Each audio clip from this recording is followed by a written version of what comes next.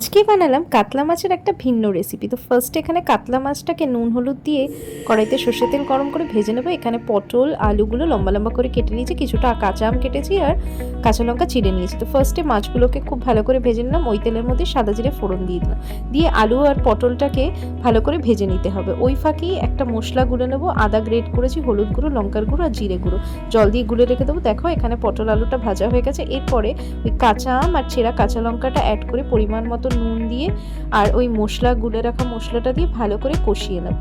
কষানো হয়ে গেলে পরিমাণ মতন জল অ্যাড করে দেবো, দিয়ে জল অ্যাড করে আবার পরিমাণ মতন নুনও দিয়ে দেবো, দিয়ে ভালো করে মিক্স আপ করে ফুটে যখন আসবে তখন মাছগুলো অ্যাড করে দেবো। তারপরে ওপর দিয়ে একটু ধনেপাতা দিয়ে দিলে এটা জাস্ট না খেলে বোঝা যাবে না এটার টেস্ট অনবদ্য। এই গরমকালে একবার হলেও ট্রাই করে দেখো। তবে এটা রুই মাছ দিয়েও হবে। ভিডিওটা ভালো লাগলে অবশ্যই লাইক শেয়ার সাবস্ক্রাইব করে দিও।